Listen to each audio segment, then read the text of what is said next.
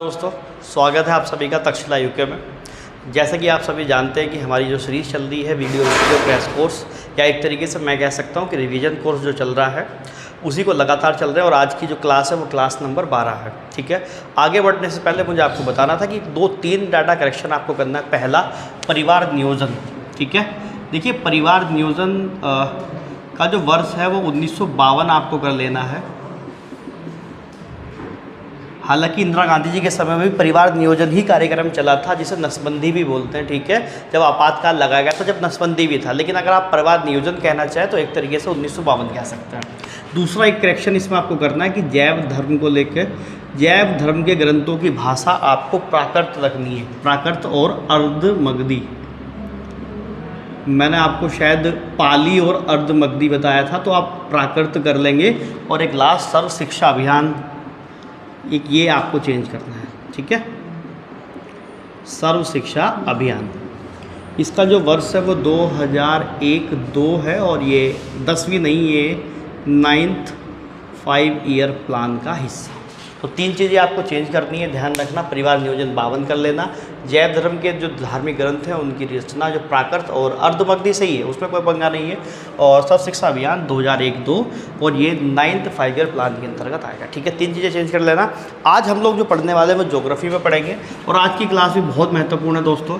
आपने जितनी बार भी पेपर दिया हो तो उनमें से अमूमन most of the time geography में एक टॉपिक होता है जनसंख्या या जनगणना, वहाँ से पेपर में सवाल जरूर आता है। तो वही हम लोग कोशिश करेंगे समझने की। और दूसरा, आज मैंने जो टॉपिक लिया है हिस्ट्री का, वो 1857 की क्रांति है, तो दोनों को बताऊंगा। देखिए ये दोनों चीज़ें ऐसी हैं जो बड़ी डिटेल में पढ़ाई जाती हैं। मैं अभी नहीं पढ़ा सकता हूँ क्योंकि थोड़ा सा समय जो है वो इसकी इजाज़त नहीं देता है। इसीलिए जब मैं आरओ, एआरओ या पीसीएस के लिए कोई बैच बनाऊंगा तो उसमें बिल्कुल डिटेल में आपको बताऊंगा, बिल्कुल डिटेल में मैं आपको पढ़ाऊंगा। ठीक है, अभी पेपर के पॉइंट ऑफ व्यू से समझने की कोशिश करते हैं कि हमारे लिए क्या महत्वपूर्ण हो सकता है और क्या क्या नहीं। ठीक है, देखिए सबसे पहली बात करते हैं जनसंख्या या जनगणना को लेकर के। तो अगर हम बात करें, तो अगर शुरुआत की बात करते हैं, तो सबसे पहले जो शुरुआत करी गई वो 1872 के आसपास हुई। और 1872 में एक वायसराय हमारे थे, मेयो करके। ठीक है, आप बताएंगे कि जनगणना की जो शुरुआत हुई वो 1872 मेयो के समय में, एक वायसराय हुआ करते थे मेयो, इसके समय में जनगणना की शुरुआत हुई है। प्रथम जनगणना किसके समय में हुई? इसके समय में हुई, मेयो के समय में। लेकिन ये कोई पाबंद जनगणना नहीं थी, यानी कि एक समय के साथ बद्ध जनगणना नहीं थी, केवल जनगणना करी गई, केवल लोगों की गिनती करी गई। ठीक है, इसके बाद 1881 में क्रमबद्ध तरीके से जनगणना शुरू हुई, ये रिपन के काल में। तो ये ध्यान रखना आप लोग, 81 में रिपन के काल में क्रमबद्ध तरीके से जनगणना शुरू होती है, क्रमबद्ध ढंग से जनगणना की शुरुआत। ठीक है, ये क्रमबद्ध तरीके से जनगणना की शुरुआत होती है। ये किसके समय में? रिपन के समय में। ध्यान रखना। देखिए कई बार अमूमन ये पूछा जाता है कि जो प्रथम जनगणना आयुक्त थे उनका क्या नाम था, तो आप वो ध्यान रख सकते हैं, WC प्लाउडेन। ठीक है, WC प्लाउडेन ये प्रथम जनगणना आयुक्त थे। ये पूछ लिया जाता है कभी, प्रथम जनगणना आयुक्त, प्रथम जनगणना आयुक्त WC प्लाउडेन। ठीक है, ये नाम ध्यान रखना, बस इससे ज़्यादा कोई लोड लेने की जरूरत है नहीं। 3 चीज़ें इंपॉर्टेंट है। पूछा जाता है कि शुरुआत कब हुई जनगणना की, तो 72 मेयो, ये पहली जनगणना थी। लेकिन क्रमबद्ध तरीके से जनगणना 81 में शुरू हुई, और रिपन, इसीलिए प्रथम जनगणना आपका आयुक्त ये कौन है। प्रत्येक 10-10 साल के बाद जनगणना होती है, इसीलिए आपने देखा कि 2001, 2011, 2021। ठीक है, यही ध्यान रखना है आपको कि जनगणना। देखिए जनगणना के अभी जो आंकड़े हैं वो 2011 वाले ही आंकड़े, उसमें कोई बदलाव है नहीं है। लेकिन ध्यान रखना है आपको, यहाँ से अमूमन सवाल बनता ही है। ठीक है, जनसंख्या और नगरीकरण। ठीक है, नगरीकरण भी बताऊंगा कि क्या होता है। आज केवल जनसंख्या को देखने की कोशिश करते हैं। ठीक, देखो यहाँ पे कोई डेफिनेशन मुझे बताने की ज़रूरत आपको शायद नहीं है, लेकिन मोटा मोटे तौर पे मैं आपको बता देता हूँ। यहाँ कुछ चीज़ें जाननी पड़ेंगी। जैसे सबसे पहले जनसंख्या घनत्व क्या होता है, ये केवल बस जानना समझने की ज़रूरत है, बाकी रटने की ज़रूरत नहीं है इसे। देखिए जनसंख्या घनत्व क्या होता है बच्चे, कि अगर मैं कहूँ कि 1 वर्ग किलोमीटर एरिया में, ये कितना एरिया है? 1 वर्ग किलोमीटर, यानी कि इतना भी लिया मैंने 1 किलोमीटर का एरिया, और इतना भी लिया मैंने 1 किलोमीटर का एरिया। 1 किलोमीटर वर्ग एरिया में जितने लोग निवास करते हैं, यानी कि जितने लोग यहाँ पे रहते हैं, 1 वर्ग किलोमीटर जितने लोग रहते हैं उसकी संख्या को हम क्या बोलते हैं, जनसंख्या घनत्व बोलते हैं। यानी कि एक पर्टिकुलर क्षेत्र में कितने लोग वहाँ पर मौजूद हैं वो जनसंख्या घनत्व कहलाता है। दूसरा होता है लिंगानुपात। लिंगानुपात क्या होता है, आप जैसे कि जान ही पा रहे होंगे, तो 1000 पुरुषों पर महिलाओं की संख्या, ठीक है, 1000 पुरुषों पर महिलाओं की संख्या। आपने कई बार देखा होगा कि लिंगानुपात कितना है जी, इतना है, मान लिया कि 832 है, तो इसका मतलब क्या है कि 1000 पुरुषों की तुलना में वहाँ महिलाएं कितनी हैं, 832 है। तो ये आपको ध्यान रखना है। फॉर एग्जाम्पल लिंगानुपात हो गया। एक होता है शिशु लिंगानुपात, ठीक है, शिशु लिंगानुपात। शिशु लिंगानुपात, लिंगानुपात तो आप समझ गए, 1000 पुरुषों पर महिलाओं की संख्या। शिशु किसे बोलते हैं, 0 से 6 वर्ष। ध्यान रखना, कई सारे लोग यही गलती करते हैं, शिशु नहीं पता होता उन लोगों को। तो 0 का मतलब जो बच्चा आज अभी पैदा हुआ है वो भी किस में आ जाएगा, शिशु की कैटेगरी में आ जाएगा। यानी कि 0 से 6 वर्ष तक के बीच का बच्चा क्या कहलाता है, शिशु कहलाता है। और 0 से 6 वर्ष के बच्चों के बीच में 1000 लड़कों पर 1000 लड़कियाँ, वो उसका क्या कहलाया जाएगा, शिशु लिंगानुपात हो जाएगा, ठीक है। एक होती है 10 के वृद्धि दर। 10 के वृद्धि दर, इसका मतलब क्या होता है, 10 के वृद्धि दर उसे कहते हैं, जैसे कि मैं आपसे कहूँ कि 2011 या ऐसे कहिए कि 2001, सही से समझ पाओगे, और 2011 जो जनगणना हुई, ये जो आंकड़े आए, इसके बीच में जो 10 साल हैं उसमें जो वृद्धि हुई है, कितनी तेज़ी से हम लोग वृद्धि करी, कितनी तेज़ी से हम लोग आगे बढ़े, वही क्या कहलाता है आपका 10 के। यानी कि 10 वर्ष के अंदर जो ग्रोथ रेट हमने दिखाई, जो वृद्धि करी, उसी को हमने क्या बोला, 10 के वृद्धि दर बोला। एक होती है साक्षरता दर, इम्पोर्टेंट है साक्षरता दर। देखो सबसे पहली बात, साक्षर किसे कहते हैं, ध्यान समझना कि 7 साल से ऊपर, 7 साल से ऊपर क्यों कह रहा हूँ मैं, क्योंकि 0 से 6 वर्ष तो किस में आ जाएगा, ये शिशु की कैटेगरी में आ जाएगा। और शिशु को निरक्षर माना जाता है। ध्यान रखना, शिशु को क्या मानते हैं, निरक्षर मानते हैं। यानी कि 7 साल से बच्चा छोटा अगर किसी भी भाषा को बोल पा रहा है, लिख पा रहा है और पढ़ पा रहा है, जो कि अमूमन कर पाते हैं बच्चे, ठीक है, तो वो निरक्षर की कैटेगरी में आता है, वो साक्षर की कैटेगरी में नहीं आता। साक्षर किसे बोलते हैं हम लोग, कि जो 7 साल से ऊपर का व्यक्ति, बच्चा, ठीक है, जो कोई भी भाषा बोल पाता है, लिख पाता है और पढ़ पाता है, उस बच्चे को हम क्या बोलते हैं, उस व्यक्ति को क्या बोलते हैं, हम लोग साक्षर बोलते हैं। और पूरे देश के अंदर टोटल जनसंख्या में कितने लोग ऐसे हैं जो इस कैटेगरी में आते हैं, यानी कि कितने लोग हैं जो पढ़े लिखे लोग हैं, जो किसी भी भाषा को बोल पाते हैं, लिख पाते हैं, पढ़ पाते हैं, उनकी कुल जनसंख्या के हिसाब से अगर हम लोग अनुपात निकाल लेंगे तो वही क्या कहलाती है, साक्षरता दर कहलाती है, ठीक है। तो ये मोटी मोटी डेफिनेशन मैंने आपको बताई, जिसमें ध्यान रखना इन दोनों का नाम, ठीक है। और कभी कभी आयुक्त पूछ लेता है, बाकी इन सबको नहीं पूछता कि क्या होती है। ये तो एक मोटे तौर पे मैंने आपको बता दिया कि ये चीज़ें होती क्या है। अब देखो यहाँ से आपको एक मोटे मोटे तौर पे जो ध्यान रखना है, वो ध्यान रखना है कि अपनी जो जनगणना हुई थी 2011 वाली, उस जनगणना में 2-3 आंकड़े मैं आपको बता रहा हूँ, ठीक है। आंकड़े मतलब उसके द्योतक वगैरह बता रहा हूँ। जैसे आप बात करोगे, मैं हम लोग बात करते हैं जनगणना को लेकर के, तो उसका शुभांकर क्या था, वो प्रगणक शिक्षिका थी, ठीक है। तो आप बताना कि जनगणना 2011, इसमें 3-4 आंकड़े हैं। जैसे शुभंकर एक तरीके से किससे शुरुआत करी जाती है, तो आपने देखा होगा कि उसमें एक शिक्षिका दिखाई गई है जो थैला पकड़े हुए है, खादी का थैला, इस तरीके से उसने चश्मा वश्मा लगाया हुआ। कभी आपने लोगो देखा हो तो एक बार सर्च करके देख भी सकते हैं। तो शुभंकर क्या है, उसका परगणक शिक्षिका, परगणक शिक्षिका, ये इसका क्या है, ये शुभंकर है। इसके अलावा अगर हम आगे बढ़ते हैं तो आप देखोगे इसका मोटो, यानी कि इसका जो आदेशात्मक वाक्य या आदर्श वाक्य क्या है, वो थी हमारी जनगणना हमारा भविष्य, ठीक है। हमारी जनगणना हमारा भविष्य। आदर्श वाक्य, हमारी जनगणना हमारा भविष्य, हमारी जनगणना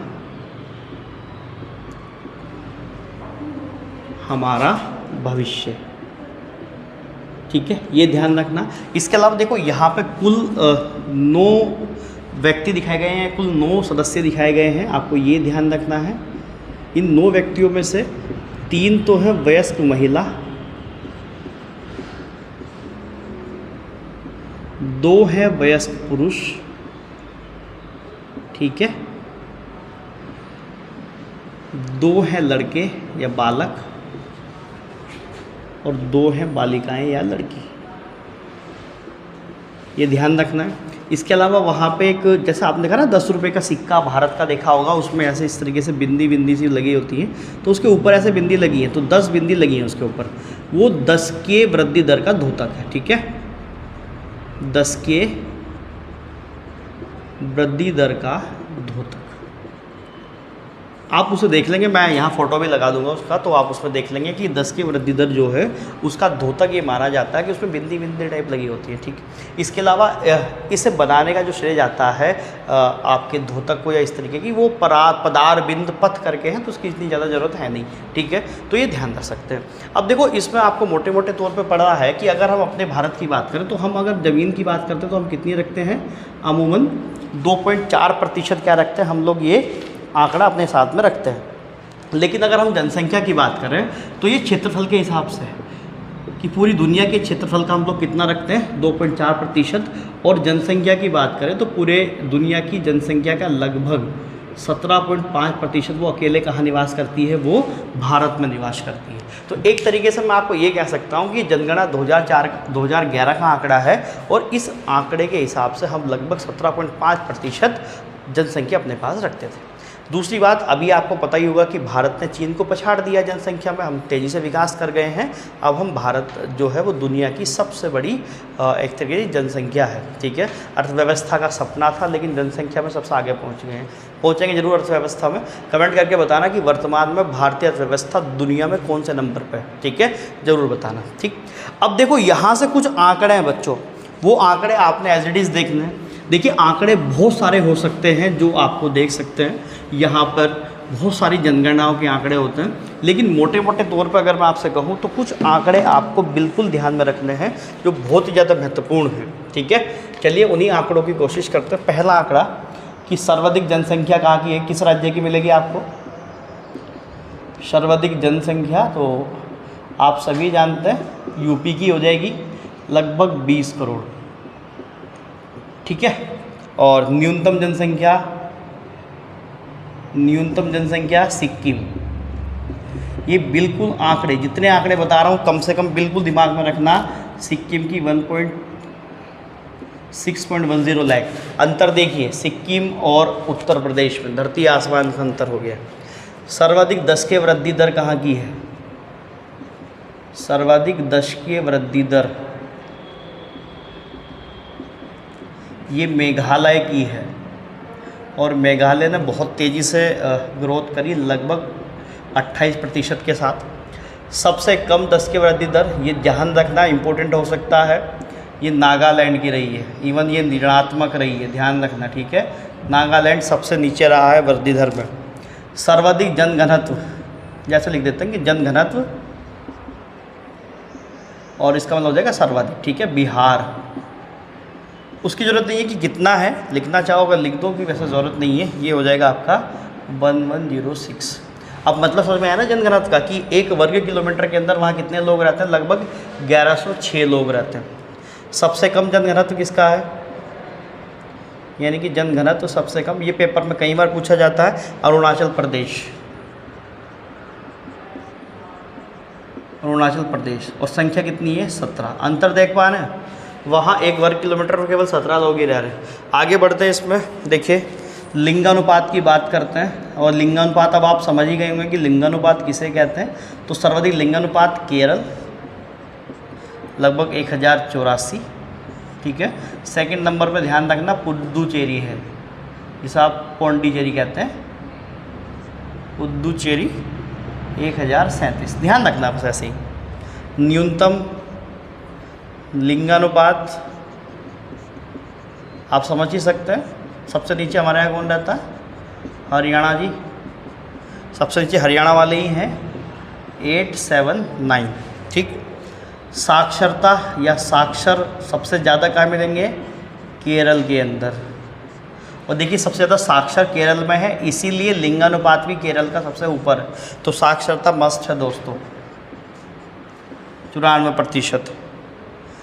न्यूनतम साक्षरता कहाँ मिलेगी, बिहार। और बिहार में आप देखोगे कि जनघनत्व सबसे ज़्यादा मिलेगा, साक्षरता क्या मिलेगी, बहुत ही ज़्यादा न्यूनतम मिलेगी। ठीक है, ये आंकड़े हो गए। सबसे ज़्यादा देखिए महिला साक्षरता वो भी केरल में है और सबसे कम महिला साक्षरता वो भी बिहार में है। ध्यान रख सकते हैं, सबसे ज़्यादा महिला साक्षरता केरल, सबसे कम महिला साक्षरता बिहार, ये दोनों आंकड़े हो जाएंगे आपके। सबसे अधिकतम शिशु लिंगानुपात, शिशु लिंगानुपात तो आप जान ही गए हैं। सबसे ज़्यादा शिशु लिंगानुपात की बात करेंगे, अरुणाचल प्रदेश ही है, AP लिख दे रहा हूँ 972। अरुणाचल है बेटा, आंध्रा मत कर लेना, अरुणाचल प्रदेश 972। और न्यूनतम शिशु लिंगानुपात हरियाणा 834। हरियाणा में आप लोग दो चीज़ें देखेंगे, एक तो देखिए लिंगानुपात सबसे कम मिलेगा और शिशु लिंगानुपात भी बहुत ही कम मिलेगा। तो ध्यान रखना यहाँ महिलाओं को बहुत ज़्यादा देख ही सकते हैं आप, मैं क्या कहूँ बस, ठीक। और एक आपको बस ध्यान रखना है कि न्यूनतम नगरीय जनसंख्या, ये हिमाचल प्रदेश में मात्र 10%, ठीक है। कई बार पूछ बैठते हैं, तो ये कुछ मोटा मोटा आंकड़ा है जो आपको इसमें ध्यान रखना है।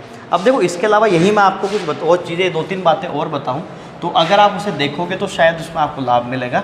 कि ओवरऑल कैटेगरी की अगर हम बात करते हैं, तो अगर हम लोग देखें तो भारत की बात करें, ये तो हुआ अलग अलग क्षेत्र का, भारत की बात करते हैं तो लिंगानुपात कितना है भारत का,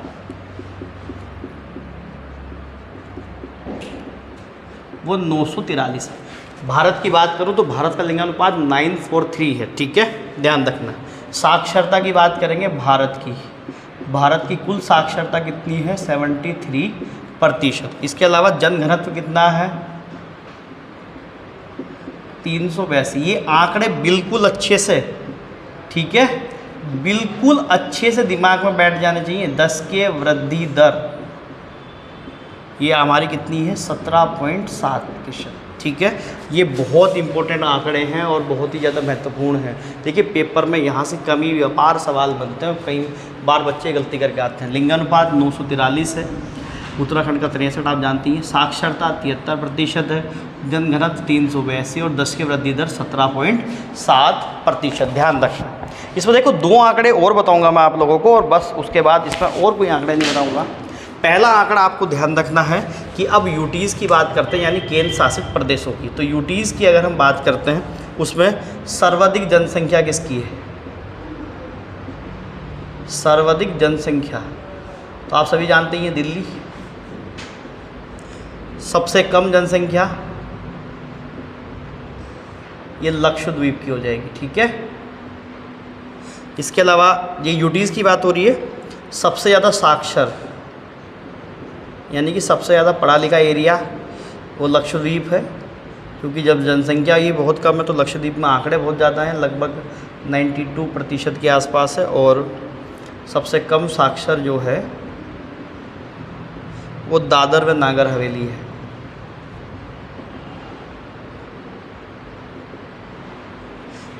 अप्रॉक्सीमेट 76%, ठीक है। तो ये आंकड़े आपको ध्यान रखना है जनसंख्या से रिलेटेड। इसके अलावा जनसंख्या में और कुछ भी ध्यान नहीं रखना है, ठीक है।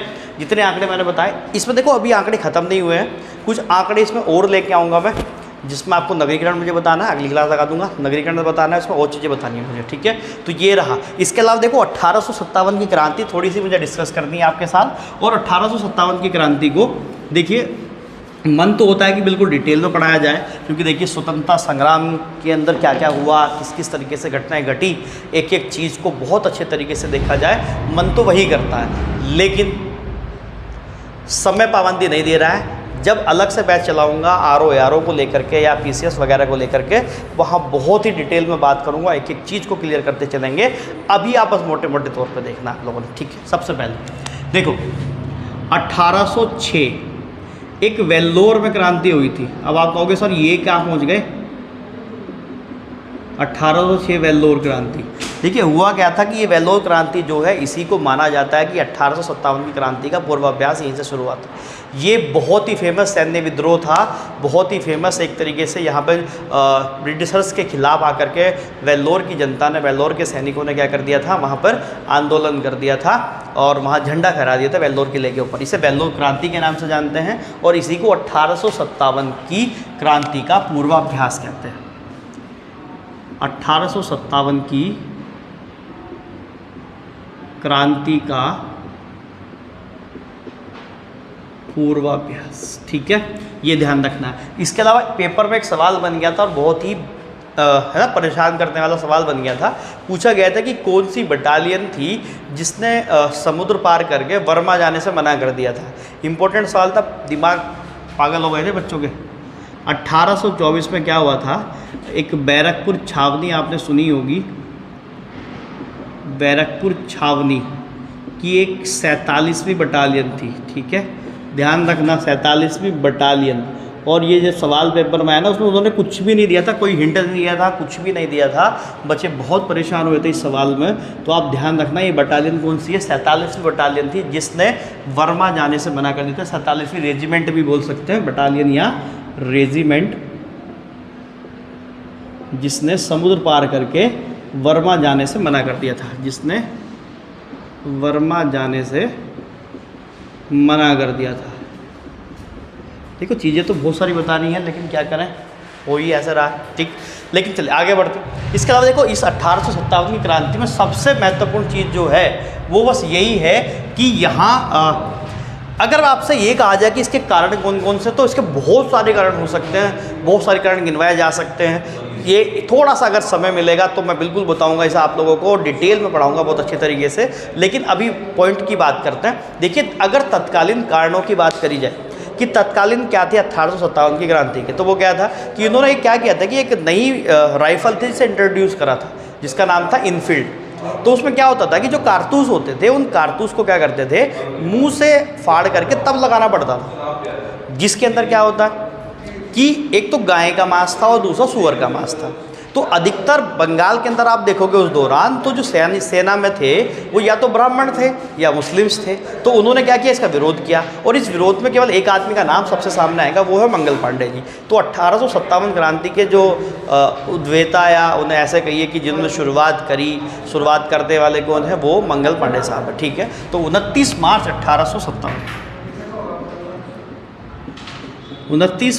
1857, ठीक है, बैरकपुर छावनी, ये कहाँ पे है, कलकत्ता में। बहुत सारे बच्चे ये देखते हैं कि मेरठ के अंदर इसका मंगल पांडे जी का कोई लेना देना है, ऐसा कुछ भी नहीं है।